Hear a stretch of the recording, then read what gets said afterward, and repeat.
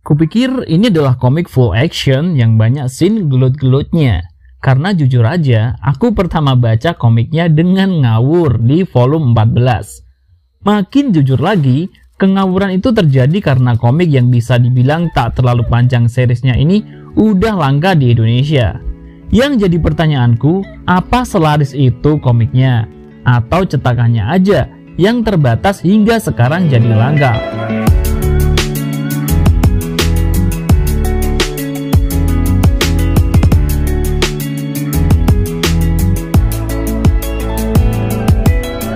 Halo books lovers semua, apa kabar? Semoga sehat selalu ya. Bersama Bang Dar di sini, yuk kita kupas komiknya. Sebelum melangkah lebih jauh, kenapa dan apa sih Tokyo Ghoul itu? Tokyo merupakan ibu kota negara Jepang yang di sini dijadikan setting tempat. Sedang Ghoul sendiri adalah roh jahat atau mayat hidup dalam mitologi Arab. So, jadi dari sini Tokyo Ghoul berarti Ghoul Tokyo. Komik manga ini sepertinya merupakan karya perdana Shu Ishida yang di Jepang sana masuk ke majalah Seinen Weekly Young Jump milik Shueisha dari tahun 2011 hingga 2014. Dilihat dari tahunnya, sudah pasti komik ini merupakan komik serial yang tamat di volume 14. Konyol juga ya, aku dulu bacanya di volume terakhir.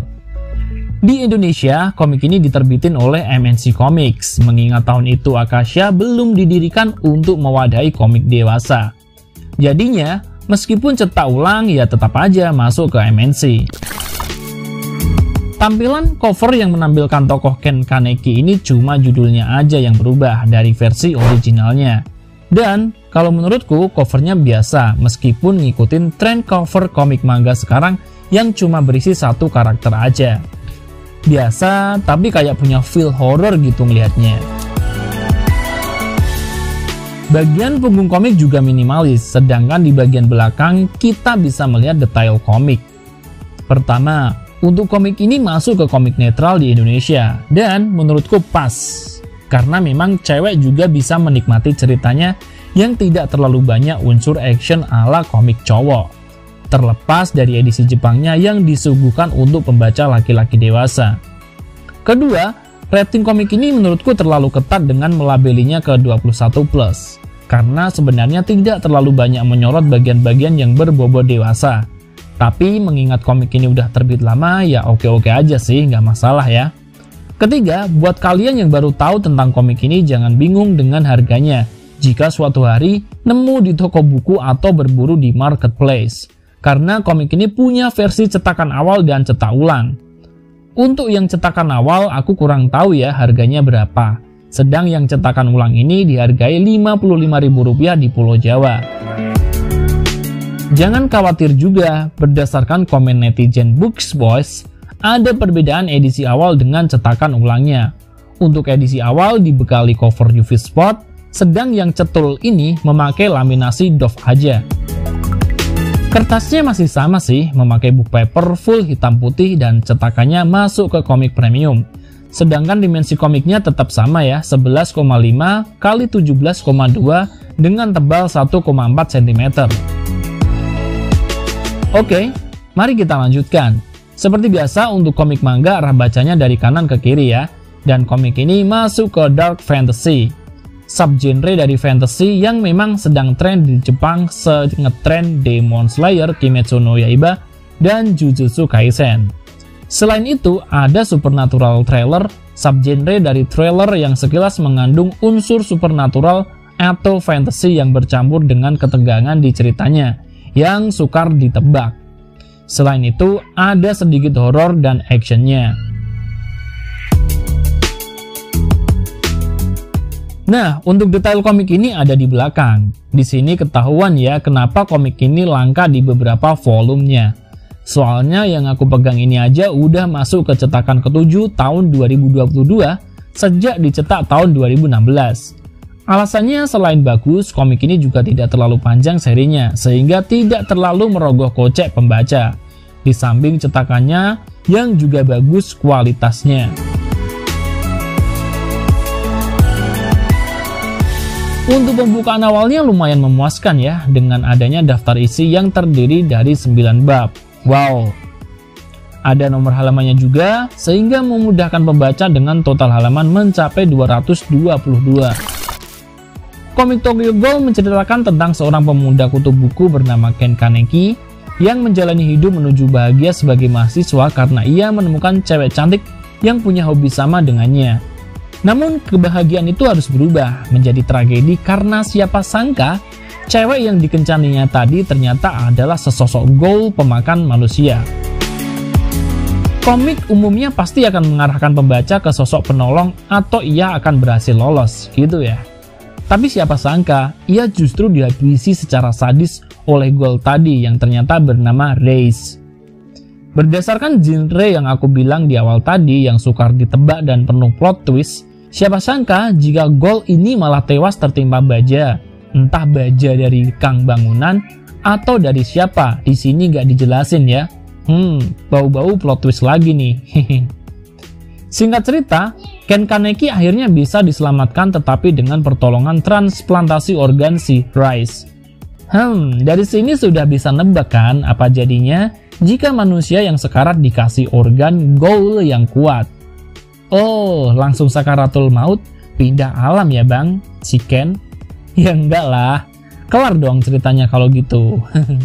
Jadi akhirnya dimulailah hidup baru si Ken yang bukan manusia juga bukan ghoul. Cerita di komik ini dikemas dalam panel yang sangat sederhana dan glitter yang jelas sehingga memudahkan membaca. Satu hal yang mungkin gak kalian sadari di sini adalah pewarnaan hitam pada glitter sebagai pembeda saat mode ghoul yang jika nggak fokus mungkin ini bakal kalian lewatkan atau malah sedang flashback. Itu yang kalian pikirkan. Padahal saat muncul ghoul, glitter di setiap halamannya sengaja dibuat beda. Mengingat pure pose tokoh komik ini yang setengah manusia dan setengah ghoul. Pewarnaan glitter semacam ini juga ada di komik Kill Starter karya Irfan Fajar dan Anainai karya Olvianda Ariesta. Untuk art style-nya sendiri semi kartun, semi realis. Ada karakter yang seperti kartun, ada juga yang realis. Wajah karakter-karakternya menurutku biasa ya, tapi untuk background-nya sangat keren sekali dengan detail yang jelas dan pemakaian tone yang lumayan sering.